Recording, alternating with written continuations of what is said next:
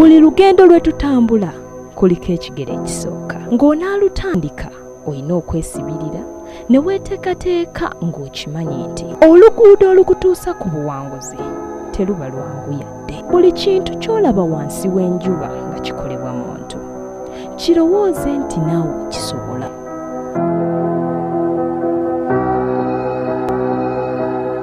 Kulikayo nnyo mukuwummulamu okwo tugenda kuba nga tweyongerayo ne puroguramu yo naawe osobola. Puroguramu eno omanyiramu engeri gy'olina okutambuzaamu obulamu bwo naddala nga oli muvubuka otya ogenda kukaddiwa otya olina ki ate era osobodde otya okukikola. Tukyali ne Mwami Katumwa David era nga tugenda kuba nga tweyongerayo n'emboozi ye ey'enkulaakulana ye akadde kano. Kakati nga tetuzeeyo nnyo kagaali engeri gye kabbibwamu byonna nga bwe byali. Ova otyawo okusobola okubeera essaawa eno ky'oli mu myaka gy'egyo? Nakola nnyo ku kyalo Kasozi era abavubuka abasinga twali bakozi. Kati emirundi esinga olina ebintu by'okola n'otalowooza nti ensi ekulaba naye ate ensi eba ekulaba. Okola kirungi oba kibi ensi eba ekola oba okikola kiro oba misana wabeerawo abakola ki waliwo abakulaba ate nga olaba nga tebakulaba. Kati abantu abandaba mwalimu abaami abasuubuzi abalina bizinesi zaabwe no mu Kampala mwali n'omukulu omu yalina edduuka e Kawempe bamuyitanga mukulu Tebesigwa kati yafa kama mumuze mirembe. Kati omwami oyo yantuukirira nanga nkulaba okola nnyo naye mbadde nyankuwa omulimu mu bizinesi yange era nga n'omulimu gwe yampa gwali gwa kutunda n'okusuubula. Kuganga sina mulimu gwankalakkalira wabula ntunda nsuubula ntunda nsuubula. Edduuka li lyali Kawempe kola guno naguli edduuka li lyali Kawempe awo. Kati omwami oyo yanzija mu kyalo e Kasozi okunyingiza ekibuga kyammwe kino. Otuuka mu kibuga? Ntuuka mu kibuga era natuuka ng'atunda mu dduuka lye. Naye nga omanyi nti omulimu ogumu gukuteeka mu nkolagana n'abantu abalala. Omulimu ogwo gwe yampa gwanteeka mu nkolagana n'abantu bangi abaali bakasitoma. Era kye nayigamu nti bakasitoma bano be tuweereza ng'oggyeko okuba nti kasitoma kirungi nnyo n'omuweereza ng'aweereza mukwano gwo wadde obadde tomumanyi. Tomanyi omuntu oyo enkyo ojja funa obuzibu ogende mu woofiisi we bakulagiridde esobola okugonjoola obuzibu obwo ng'ono omwami gw'obadde oguza sigala nga yaliwo. Era nze kye ŋŋamba abasuubuzi n'abakozi mu makampuni agantwala okubasomesa nti kasitoma olina okumuyisanga mukwano gwo so singa stranger wadde omulabe mulundi gusooka muyise nga mukwano gwo gwalabedde emyaka 2 oba emyaka 10 emabega. Kati mu baami abo be twaguzanga ebintu nabayisanga bulungi yes nga simanyi tate mulivaamu omwami ate alinzijjawo ate nanyongerayo. Era omwami oyo yagulanga sigala bamuyitanga Fire. Kakati nambuuliriza nnyo namukolangako bulungi naye lumu nambuuliriza nnyo bakuwa sente mmeka wano naye zimubuulira akyobola si kirungi kulimba muntu. Kasitoma bo babeera ba expert gobalaba oyinza okubagaya naye mubeera mu expert benye abategeera n'omulimu gwokola okukusinga abafuna sente zikusinga abategeera kyolimu n'okukusinga. Kati omwami yambuuza ebibuuzo nga 3 okola mulimu ki manya omulimu guno bakuwa sente mmeka nali wa mazima seewanika nambulira nti funa omusala gwa 10 mmeka 4 omwezi nanga naye omuntu waba akufunidde omulimu ogusingako awo osobola okugukola. Nemugaira mukama wange oba ogunfunidde ngukola era nemugamba era noonya mulimu ogusingako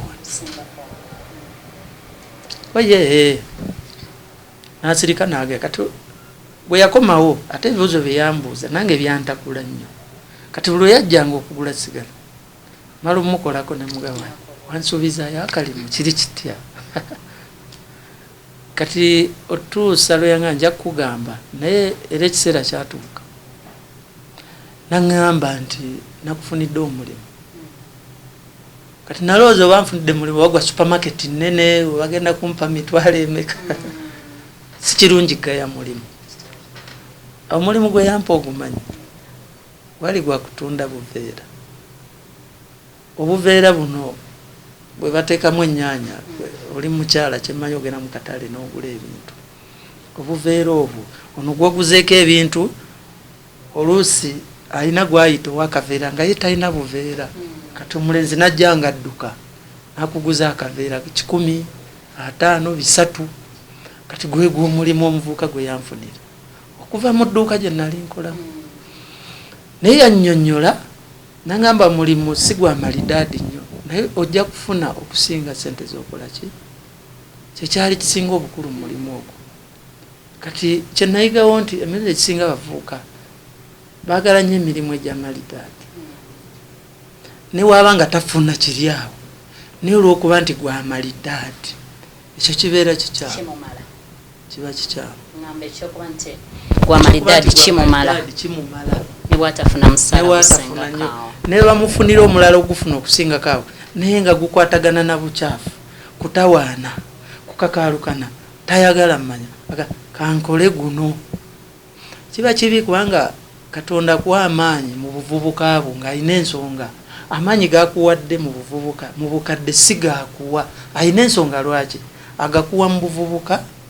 osobola okukolerera ebiseera biri nga tolina maanyi obwetowaze obutanyooma mirimu ate era n'okubeera omuvumo okumanya abo bennyini b'okalagana nabo era n'abo b'oweereza ebintu by'otunda eby'enjawulo kisobola okuwanika ate era n'ofunamu mu ekyo kyonna ky'oba okwasizaako emikono gyo so kati nentandika okutunda obuveera kati obuveera obwo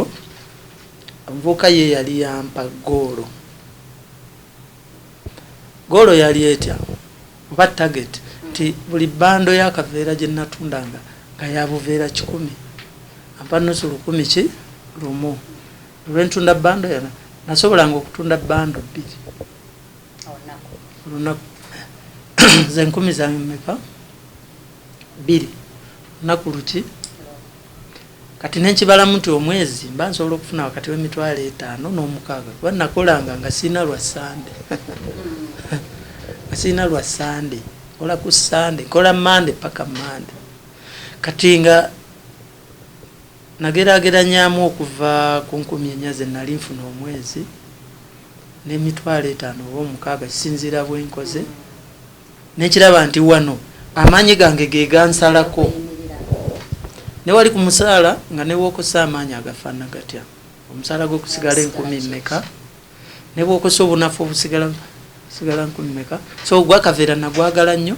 wadde gwali gwakakaalukana okusinga kaveera saalwawo nakolawo emyezi nga giijo ate nenfuna engatto nentandika okuyimba engatto kati engatto nazo saazirwamu nentandika okwagala okuseevinga akasente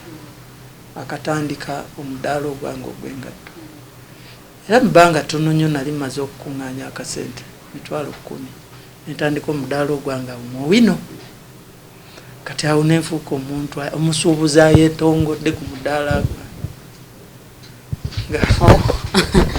okuva ku mudaala muwino oggukirawo kati wenva ku mudaala ekirooto kyange kyali nange kyakubeerako mu dduuka ebizibu ebiri ku mudaala okwo mbikubuulira byo tebiggwayo tuyinza nomumala olunaku olulamba naye kankubuuliremu ebitonotono nga 3 ekisooka enkuba weetonnya gwobeera ebbaati gwobeera akasolya kaki k'omudaala enkuba ekkuba ate ekyo kimanyi mu Uganda mulimu enkuba lwetonnya okuva ku bbalaza paka ddi eya museenene nga yonna etugwerako omusana oba gwa pereketya oba gwa kasenda bazaana oba gwakoze gutya onanga kukola ki ebyo bizibu meka enfuufu obudde buyinza okuba obwekikome nga teri musana teri nkuba naye empewo eno bulwejja enfuufu eno kuba abasajja abaali abeeru tuddugala tubeeranga abaki abeeri e Sudan gattako nti okuba nti ekifo wetwali tutadde omudaala nga kyalimu engeri y'okukayana gamba nanyini ttaka gamuveewo bannabyabufuzi batugamba mubeereewo byakusika muguwa leero wetuli enkya tetukola ki neŋamba nange njagala mbeereko mu kifo nga sikyakusika muguwa wepulaninga okufuna edduuka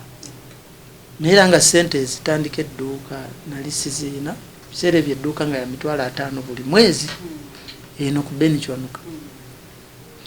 naye nga kapito gwenkosa jjukira $10,000 gwe natandika naye weewaawo yali yeeyongeddeko naye bw'aba yeeyongedde ennyo ndoza yalinga mu $3,000 obaana naye kubamu akafaananyi edduuka okulipangisa mu $2,000 landiroodi tayagala mwezi 10 ayagala emyezi 3 $1.5 ate ng'olina n'okubeera ne kapito ebiseera ebyo nga sikwatanga wadde kakadde nti kaakano kawamu so kyenasalawo mu bufunze neŋamba edduuka sijja lisobola naye nja pangisa mu dduuka kwe kunoonya ekifo mu dduuka ly'omuntu nenkifuna nga kyo kya $10,000 buli mwezi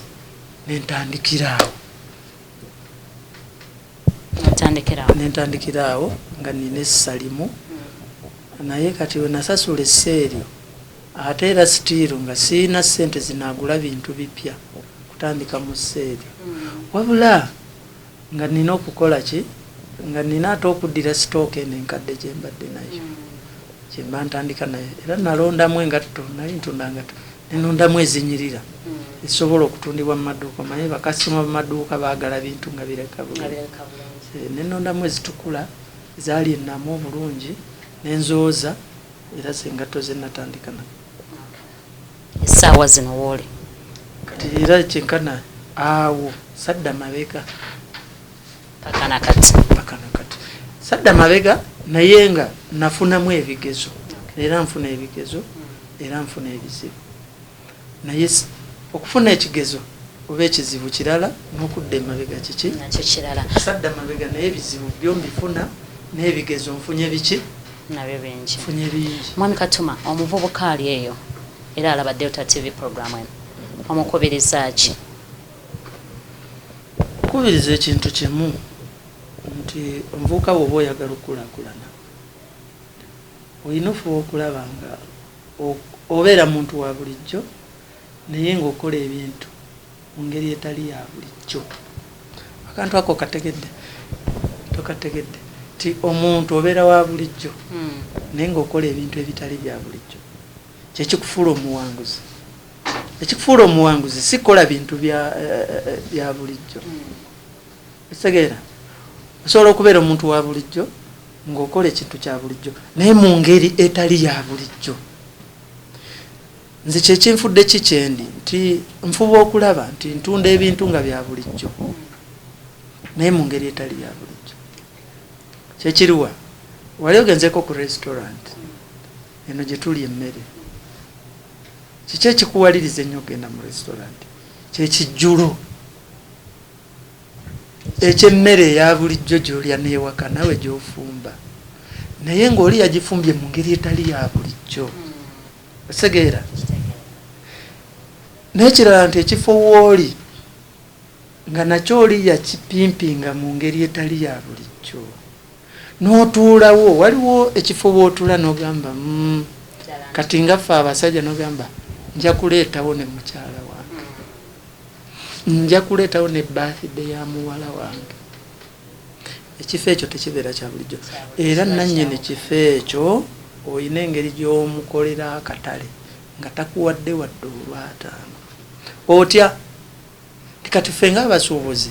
oli ayinza okuba nga yakututte mu kafo ako nakugaa tusinkane mu kafo bwe kati egindi muteesa ku byabusuubuzi mukwano gwo ne muteesa naye akantu kano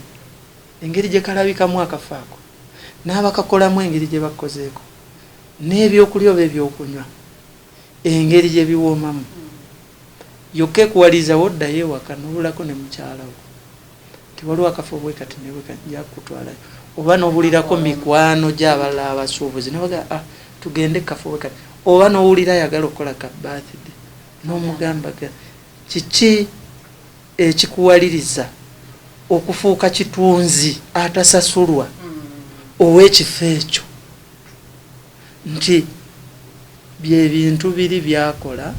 ebya bulijjo naye mu ngeri etali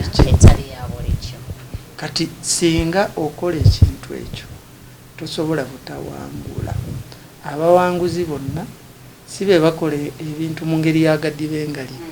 wabula bakola ebintu ebya bulijjo bino kyova nze sikkiriziganya na muntu agamba munne nammalamu amaanyi namugamba eyo bizinesi gyo planning okutandika eyo bagitandika dda kuvuganya kungi tojja gisobola bagundi bakosa sente nyingi gwe tolina sikkiriziganya na kintu ekyo kubanga bizinesi gya naakola etakolwangako olina kukola eyo ekolebwa emirundi n'emirundi naye gwe nojja n'enkuba empya okategeera akantu ako nojja n'enkuba empya mu kintu bali kyo bulijjo kye babaddemu n'oyongera okyagasisa abantu kale mwami Katumwa David Still nkusaba osibula abalabi ba Delta TV alabi mwebale nnyo okutulaba tubeebazizza nnyo mwebale kula Delta TV nja okutumira ku bakasitoma bange abakatumwa Sport Center mpozi n'okwebaza abakozi bonna mu Katumwa Sport Center njagala okutumira ku bantu bange ab'Nansana municipality Sukuma Nansana Nabweru Gombe mbagala nnyo bannange mwebale kunzaala mwebale kunkuza ate ne mutankuzakuza kale yaho yabadde mwami Katumwa David Still era nga abadde atulambulira embeera gyayiseemu okuva lweyatandika ebyobusobozi paka akadde kano wali naye womulabira womwegombera ngenda kubanga nkusibula era nga programu yaffe ngikomekereza tugenda kuba tusinkana ku Sunday ejja esawa zezimu 2 omwanjuzi nze Gloria Namayanja wabula teweerabira nti buli kintu ekiri mu ggwanga lino okisobola oba mu nsi muno era okisobola kasito wange otaddemu obumalirivu ate era n'obaako kiweerekereza okusobola okukola ekyo kyoyagala n'okukyusa ekintu mu ndabika endala nakyo kikolo mu byenkulaakulana byoba otandise mbagaliza ekiro ekirungi mubeere bulungi mweraba buli lugendo lwe tutambula kuliko ekigere ekisooka ng'onaalutandika olina okwesibirira ne weeteekateeka ng'okimanyi nti oluguudo olukutuusa ku buwanguzi teruba lwangu yadde buli kintu ky'olaba wansi w'enjuba nga kikolebwa muntu kirowooze nti naawe kisobola